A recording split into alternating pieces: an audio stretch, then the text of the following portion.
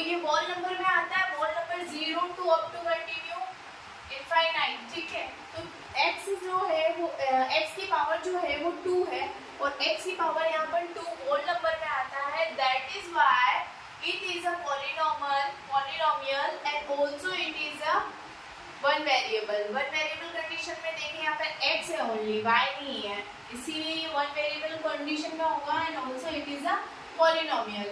and second thing is y square, तो y की power यहाँ पर क्या है 2 है, ठीक है। it is also 2 है तो होल नंबर में आ रहा है, it is also polynomial and one variable क्योंकि y है ओनली, यहाँ पर कोई x नहीं है, t नहीं है, z नहीं है, कोई भी अलजेब्रिक सम और नहीं है, अदर नहीं है, y के अलावा कुछ भी नहीं है, तो इसीलिए दैट्स व्हाई यहाँ आप कह सकते हैं कि y की पावर यहाँ पर 2 है and 2 is included of the whole number, so that's why y square plus under root 2 is a polynomial and also it is a one variable condition, got it। then 3 under root t, अब under root को हमेशा हम यहाँ पर we know that कि under root को हम किस में लिख सकते हैं, t की पावर हाफ, अंडर रूट का मीन हो जा रहा है यहाँ पर हाफ, ठीक है। तो हाफ जो है वो होल नंबर में नहीं आता है, that's why it is not a polynomial and also it is not a and it's a one variable because यहाँ पर t है, okay. So that's why second question पे चलते हैं हम, उसी तरीके से हम यहाँ पर थोड़ा सा हमें देखना पड़ेगा y plus 2y 2 upon y, अगर मैंने इसको सॉल्व किया y कोई भी चीज जब ऊपर आती है यू नो दैट इनवर्स में चली जाती है, अगर हमने बेसिकली किसी भी चीज को अपॉन में है और उसको ऊपर डालनी है हमें तो इस तरीके से लिखी जाएगी 2y इनवर्स 1 में आ जाएगी। तो यहाँ पर देखना कि y की पावर जो है वो -1 आ रही है, -1 is not included of the whole number, so that is why it is a not a polynomial and also it is a one variable। यहाँ पर देखना x की पावर 10, y की पावर 3, t की पावर 50। सबसे पहले तो ये वन वेरिएबल नहीं होगा और यहाँ पर देखना पावर जो है x, y, t तीनों जो है पॉलिनोमियल कंडीशन में अलग अलग कंडीशन में वन वेरिएबल कंडीशन में x की पावर अलग है, y की पावर अलग है और t की पावर अलग है, मतलब अलजेब्रिक सम है यहाँ पर अलग अलग, एक x नहीं है, एक ही y नहीं है और एक ही t नहीं है, that's why it is not a one variable condition, okay. तो क्वेश्चन नंबर 2 की तरफ बढ़ते हैं हम आगे।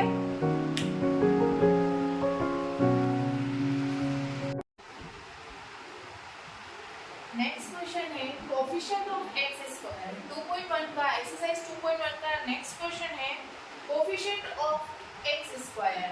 x स्क्वायर का कोएफिशिएंट क्या होगा इन फॉलोइंग क्वेश्चंस में से हमें फाइंड आउट करना है। सो दैट्स व्हाई फर्स्ट पे हम चलते हैं 2 + x स्क्वायर + x। यहाँ x स्क्वायर का कोएफिशिएंट क्या होगा, सबसे पहले हमें x स्क्वायर का पूछा है, दैट्स व्हाई हम यहाँ पर x स्क्वायर पर जाएंगे एंड देन फाइंड करेंगे 2 + x square 2 + x square 2 + x square, x square के आगे कोई डिजिट है यहाँ पर नहीं है, दैट्स व्हाई यहाँ पर क्या हो जाएगा 1, ओनली क्या हो जाएगा 1 x स्क्वायर का क्या है कोएफिशिएंट है, x स्क्वायर का कोएफिशिएंट क्या हो जाएगा यहाँ पर 1 हो जाएगा। उसी तरीके से सेकंड क्वेश्चन में आप देखेंगे 2 - x square 2 - x square + x cube, यहाँ पर x स्क्वायर का कोएफिशिएंट क्या होगा, यहाँ पर x स्क्वायर का कोएफिशिएंट होगा यहाँ जहाँ कुछ भी नहीं है वहाँ 1 होता है, सबसे पहले हमने यहाँ पर 1 लिख दिया एंड उसके आगे का साइन क्या है minus, so that's why x square का यहाँ पर कोएफिशिएंट क्या होगा -1। उसी तरीके से हम आगे चलते हैं x स्क्वायर, यहाँ पर भी π/2 आगे डिजिट है प्लस का है, लगाने की जरूरत नहीं है हमें, हम डायरेक्ट लिख सकते हैं π/2। यहाँ पर हम चाहते हैं यहाँ पर कहीं x स्क्वायर है क्या, यहाँ पर नहीं है, ओनली x है, दैट्स व्हाई यहाँ पर x स्क्वायर का कोएफिशिएंट क्या हो जाएगा 0 हो जाएगा। फिर से एक बार रिपीट कर रही हूँ, देखना है ना 2 + x स्क्वायर + x, यहाँ पर x स्क्वायर के आगे की जो डिजिट है वो क्या है 1 है, जहाँ कुछ नहीं होता वहाँ 1 होता है, दैट्स व्हाई यहाँ पर हमारा x स्क्वायर का कोएफिशिएंट हो जाएगा 1, यहाँ पर हो जाएगा -1 बिकॉज़ x स्क्वायर के आगे जहाँ कुछ नहीं है वहाँ 1 होगा और माइनस का साइन यहाँ पर इंक्लूड हो जाएगा। उसी तरीके से क्वेश्चन नंबर 3 में π/2 x स्क्वायर + x, तो यहाँ पर x स्क्वायर के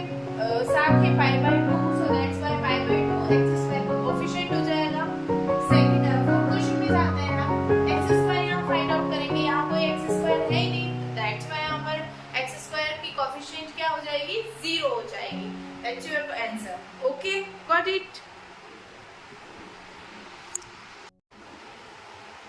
क्वेश्चन नंबर 3 की साइड हम पढ़ते हैं मोनोनोमियल, बाइनोमियल, नोमियल और ट्राइनोमियल।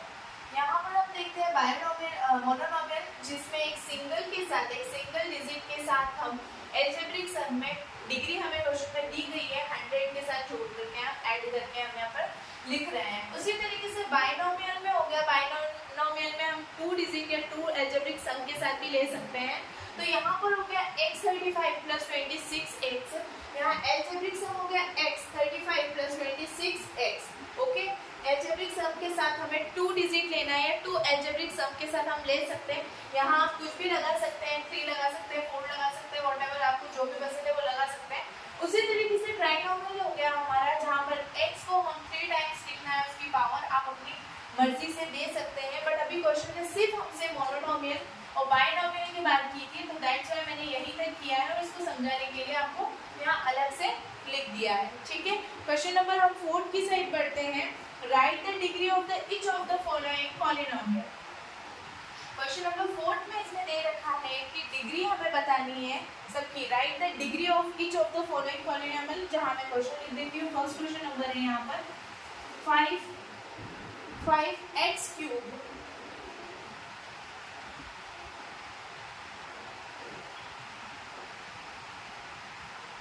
सबसे बड़ी जो डिग्री होती है वो पावर, जिसे हम कहते हैं ये हमें बताना है कौन सी डिग्री सबसे बड़ी है, वो हमें लेना है 4 - y²। डिग्री पावर को भी बोलते हैं ना, लेकिन सबसे हाईएस्ट जो डिग्री होती है, जो सबसे बड़ी डिजिट है, वो लेते हैं हम 5t - √7। फोर्थ में आ गया यहाँ पर 3। यहाँ डिग्री फाइंड आउट करते हैं। चलिए, डिग्री यहाँ पर x की हाईएस्ट डिग्री यहाँ पर क्या होगी? 3 होगी। ठीक है, यहाँ पर y की हाईएस्ट डिग्री क्या होगी? 2 होगी। ठीक है, यहाँ पर t की हाईएस्ट डिग्री क्या होगी? कुछ नहीं है, 1 आ जाएगा। यहाँ पर एल्जेब्रिक सम है क्या? डिग्री है ही नहीं, इसलिए 0 आ जाएगा। Okay, got it? Question number 4 में चलते हैं। Classify the following linear, quadric and cubic polynomial. अब देखिए, लीनियर इक्वेशन किसे कहते हैं, क्वाड्रिक किसे कहते हैं और पॉलिनोमियल किसे कहते हैं।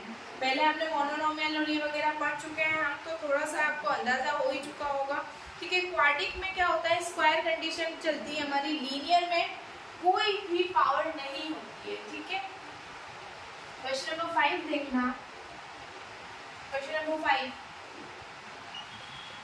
classify the following as linear, quadratic and cubic polynomial। अब यहाँ पर देखना x² + x, question number first है। क्वेश्चन नंबर सेकंड है आपका x - x³। Question number third है y + y² + 4। Question number fourth है 1 + x। क्या है यहाँ पर? 1 + x। क्वेश्चन नंबर 5 है हमारा यहाँ पर 3t। क्या है यहाँ पर? 3t।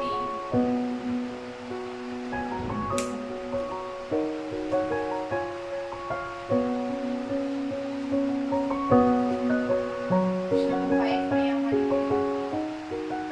r²।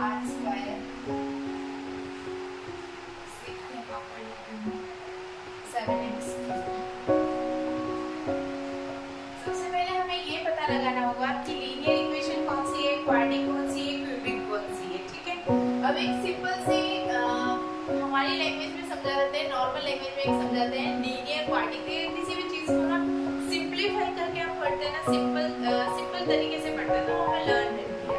ठीक है, तो हमें लीनियर का एक छोटा सा तरीका बताते हैं। लीनियर जहाँ कुछ भी पावर नहीं हो, जहाँ कॉम्प्लिकेशन है ही नहीं, जो बिल्कुल सिंपल कंडीशन में लिखा है, सपोज x + y + 2, जो बहुत सिंपल कंडीशन में लिखा है बच्चों। तो यहाँ पर सबसे सिंपल कंडीशन में कौन लिखा है? ये लिखा है, तो इट इज अ लीनियर।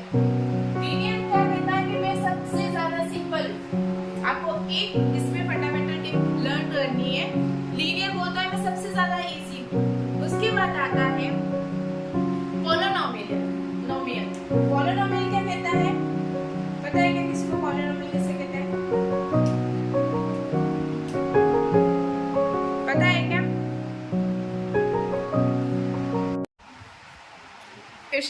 5 में हम आगे बढ़ते हैं। जैसे पिछली क्लास में बताया ही था, लीनियर इक्वेशंस, पॉलिनोमियल में नॉर्मल कंडीशंस में linear equation, quadric and cubic. तो मैंने बताया था लीनियर इक्वेशन जो होती है वो सबसे सिंपल, लीनियर क्या कहती है, मैं सबसे ज़्यादा सिंपल। तो आपको जहाँ कुछ भी पावर नहीं दिखती है, वहाँ सिंप्लिसिटी दिखती है, वहाँ आप लीनियर लगा देंगे। उसके बाद हम बढ़ते हैं क्वाड्रिक और क्यूबिक कंडीशन पे। तो क्वाड्रिक में पावर 2, क्वाड्रिक किसे कहते हैं भाई, जहाँ पर भी पावर 2 होगा, x का पावर 2 लगा है, वो आपकी क्वाड्रिक कंडीशन हो जाएगी। हम जाते हैं सबसे फर्स्ट वाली इक्वेशन पे, क्या ये क्वाड्रिक है? Yes, it is a quadric equation, polynomial. Okay, it is a cubic, because cubic से, क्यूब से ही पता चल रहा होगा बच्चों, क्यूबिक कंडीशन 3 कंडीशंस में लगता है, क्यूब निकालते हैं किसी चीज का क्यूब कंडीशन पे। क्यूबिक ध्यान रख लेना, क्यूबिक हमारा ये सेकंड कंडीशन जहाँ पावर 3 लगी है। यहाँ पर आते हैं हम, ये क्वाड्रिक कंडीशन में है, ठीक है। ये लीनियर कंडीशन में जहाँ कुछ भी नहीं है, मैंने पहले ही बोला था लीनियर में क्या बोला है, मैं सबसे ज्यादा सिंपल हूँ। तो ये भी बेटा लीनियर है। और आर स्क्वायर पे जाते हैं हम, इट इज ऑल्सो क्वाड्रिक।